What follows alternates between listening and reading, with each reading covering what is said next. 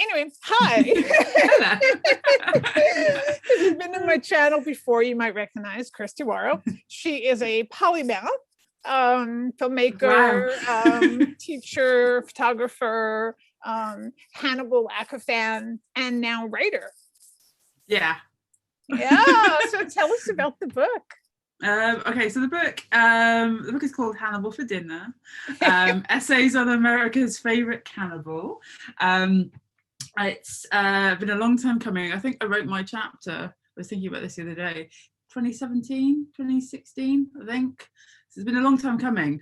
And yeah, so it's a collection of essays, of which I have one, on all aspects of Hannibal. So the kind of fandom side of things, you know, kind of critical readings of the film. Sorry, I've been doing a lot of film stuff today, of the show, you know, kind of looking at things like bodies and art and aesthetics and food, obviously, and you know, the different, you know, kind of readings of the show, like, you know, kind of queer readings and relationships and that kind of stuff, lots of ships, but also it has interviews as well. So there's an interview with Martha De Laurentiis, and two of the writers of the show, Tom DeVille and Nick Antosca.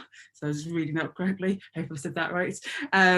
Yeah, so it's this, I've not had a physical copy yet, but I know it's out there. I'm waiting for mine. I cannot wait to, pardon the pun, devour it, because a lot of the kind of titles seem really, really interesting. But yeah, so my chapter looks at the kind of, we'll call it the mechanics of perverse allegiance, which is basically, the show encourages us to like Hannibal and to sort of want him to succeed most of the time. You know, kind of how does that work?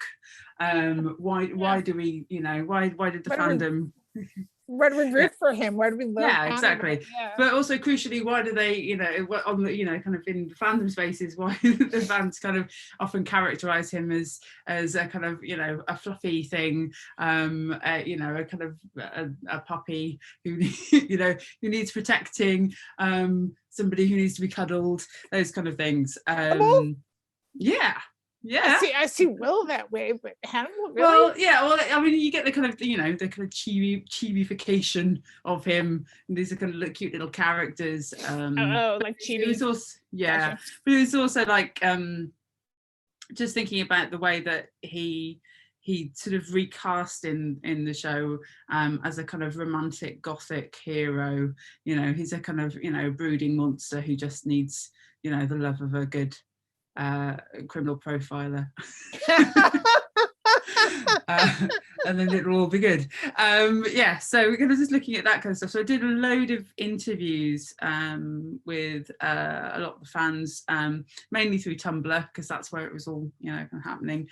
And they were very, very generous in getting back to me and, you know, answering my questions about how they felt about the character and why they liked him, and, you know, kind of, you know, the way that they were able to forgive him some, you know, some of his indiscretions, not all, I might add, but some of his indiscretions. So yeah, it was really, really fascinating, and I loved sort of digging into the idea that the part of the reason the show looks so beautiful and is so kind of, you know, yeah, kind of overly aesthetic is in many ways part of the reason why, you know, we're encouraged to kind of go with Hannibal, is because the whole show sort of feels like an expression of his, you know, his worldview. Yeah, exactly. Yeah. So we're already kind of in his headspace from the moment the show opens, and we kind of stay there.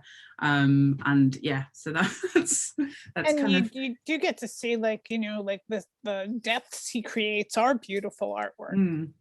Yeah, there's actually been another call for papers got out recently, for something else that yeah, kind of thinks about death. And there's part of me that kind of goes, oh, I really want to do a thing about, you know, kind of looking at the murder tableaus and from a, yeah, kind of aesthetic perspective. Maybe not right now. Yeah. Yeah. So hopefully I'll be allowed to do that one as well, hopefully. So is the Hannibal fandom still thriving as it has been over the years? Well, I think it's still very, very active. I've kind of moved over to Twitter, and I'm going to be honest with this. I'm much more of a fandom lurker Me than too. I am. Me too. I'm So, more of a fan of fandom than I am of any yeah. fan of any Yeah. particular property. Yeah. Yeah, no, I'm very much kind of lurker, and so certainly on Twitter. I can't speak to Tumblr anymore because I'm not on it, but yeah, and on Twitter there's kind of regular still analysis and still kind of discussion about it, and they're really good at organizing rewatches and trying to get it trending, and this season 4. Yes, quest for season 4, absolutely.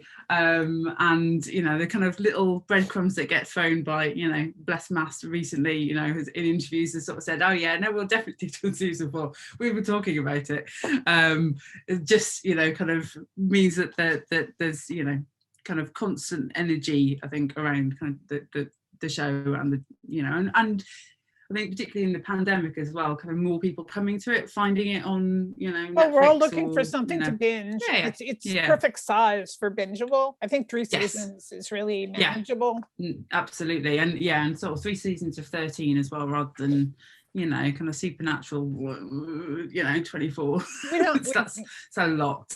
That's the Scottish show now. Yeah, indeed. But so they're all still there, and long may that continue.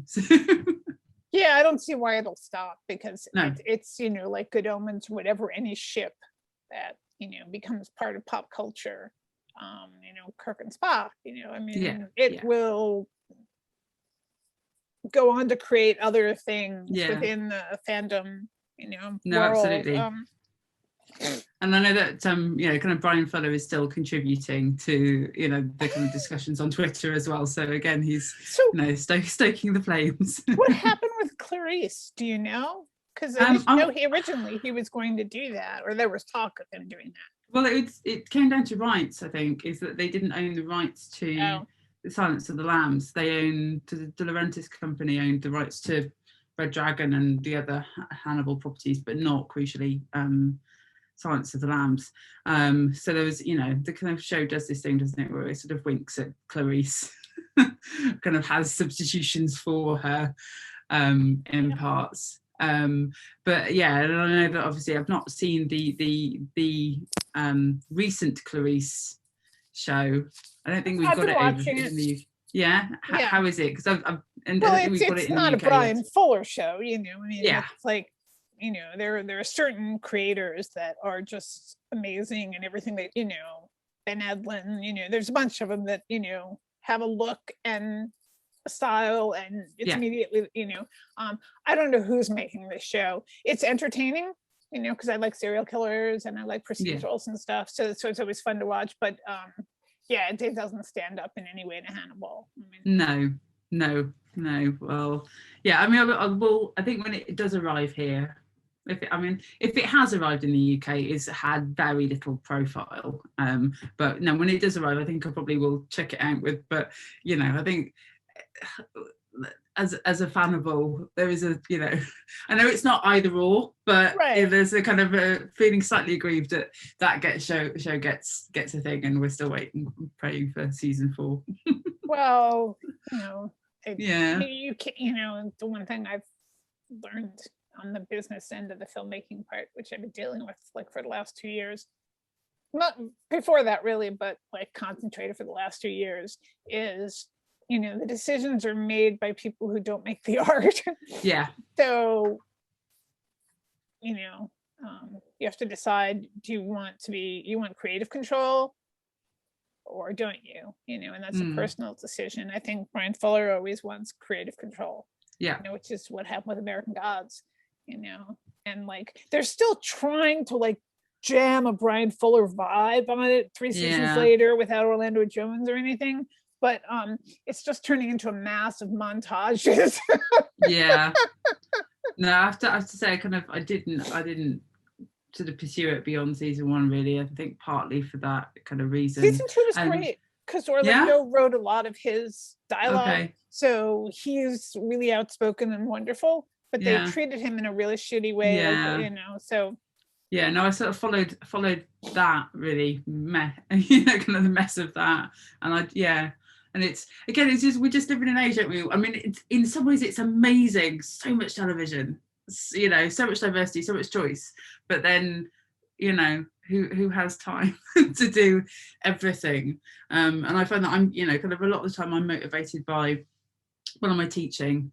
What do I have to watch because I'm teaching it? And then, you know, kind of what am I, you know, kind of what am I interested in writing about? And so that always means that I've got to do several rewatches and stuff. So I've been working on stuff recently on The Witcher, Netflix's Witcher, and then kind of Westworld as well. So I've had to... Westworld's fun. Yeah. I mean, I hadn't watched season 3 until very recently, but I was, you know, I'd read a lot of, oh, it's terrible, it doesn't really work, and I actually quite enjoyed it. I think probably because I had quite low expectations. I liked the arc of season 3. So I thought it was really interesting.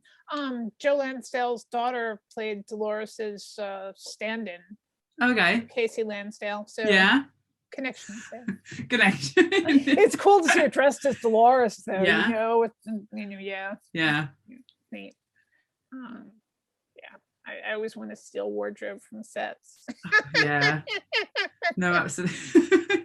So those costumes are great as well, aren't they?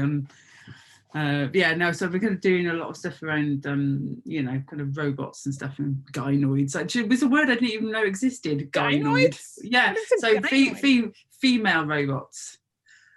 Oh, for God's sake. Yeah. Kind.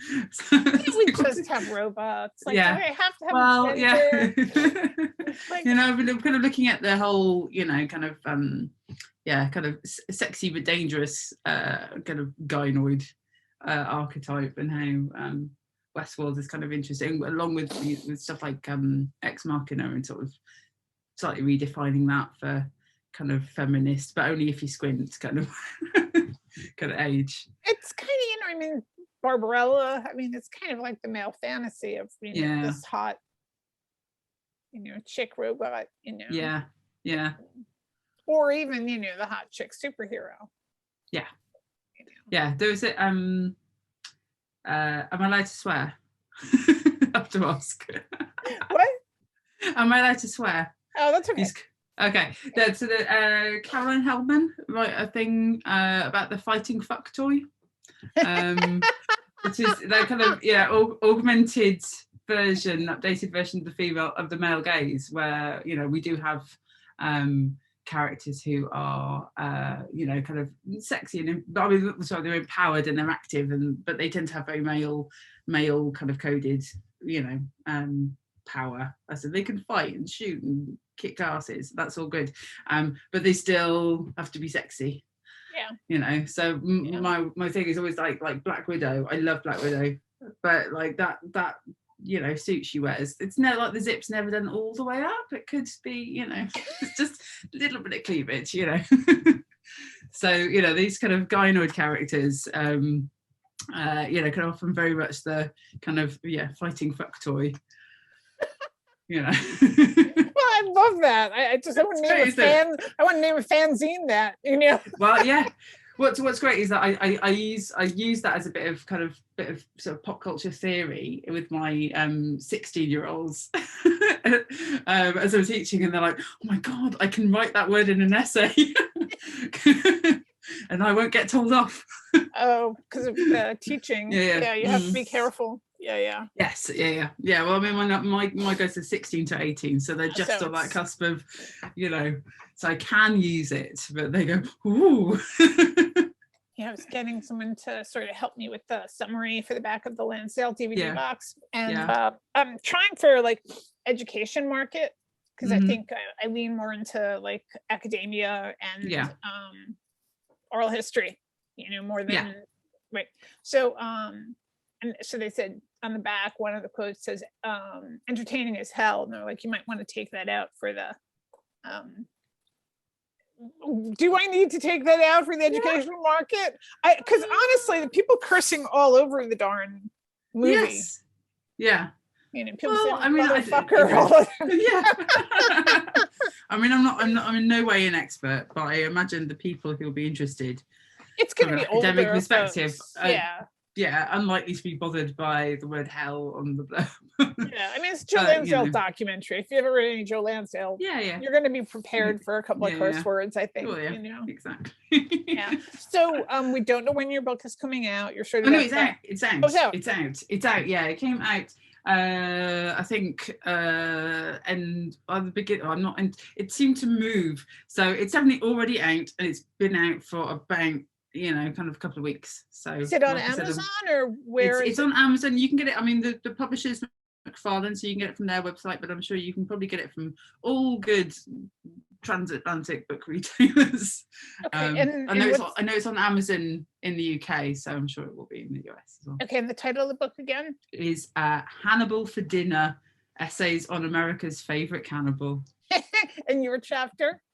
My chapter is called the mechanics. My darling Cannibal: the mechanics of perverse allegiance in NBC's Hannibal. I can't wait to read it. Are you doing any of the PCA events? No, virtual this year, but no. not even on my radar, unfortunately. No. But yeah, so maybe next time.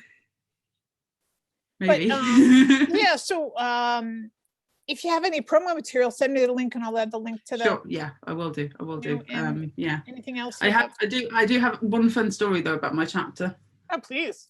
So I was lucky enough to go to a kind of local Comic-Con to me, and one of the guests was Matt Mickelson, so obviously I had to go, and I went with a number absolutely, and a number of other fanables,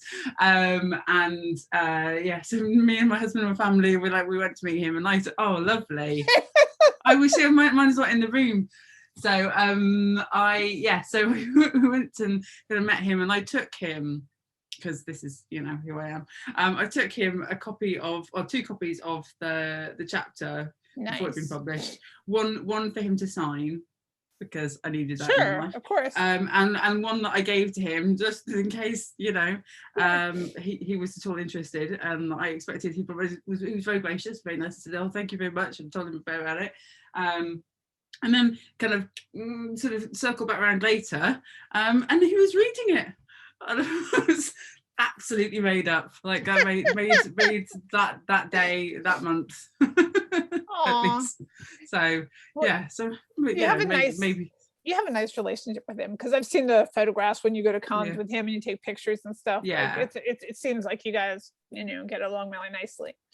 I think he's really great with fans, and it's very, very gracious. So I was very grateful that he kind of seems to be interested in it. Do you have this one that's signed? I do. Hold on. I think it's in here. Vicarious Squee here. Okay, there we go. Oh, there it is. So amazing. Yeah. So I was very, very lucky. And then, there we go, on the same day. Oh. So that's really sweet. And it was lovely. It was lovely. And my kids were both oblivious. Like, who is this person? Well, your kids are little. Yeah. Yeah. So one day they'll be like, that was awesome. My mom took me to meet, but I know, I think we've my daughters subsequently watched all the Marvel movies, and so kind of occasionally it was like, oh yeah, that person, you met them. But we've done this before. She's met people, and she's just like just no idea. How old is she? Idea. She's now 9, so I think she's starting to kind of my grandson's 8. He turned 8, so yeah, it's like they know pop culture, but they, only what they know, and they're not, they're not Aca fans. They're just like, that's cool. That's cool. Yeah, exactly. We still have time to work on them now. Yeah. So please keep us, informed about when the book, anything else about the book, and I will let people know. And I'm going to buy a copy because I'm so proud of you. Oh, thank you. No, it was there was an article about it in Dread Central. Oh, awesome. So I was like, oh yeah, somebody else posted it on Twitter. I was like, oh my gosh, it's like actual people acknowledging it in the world, which is marvelous. So but yeah, I'm very, very happy, and will be very delighted when I actually have a physical copy in front of me. Yeah, well, you did the work. Yes. So congratulations. Oh, thank you, and thank you for inviting me to do this and talk to you. It's always lovely. Oh, my pleasure, sweetie. We'll talk again soon. Thank you. Okay. Bye. Bye.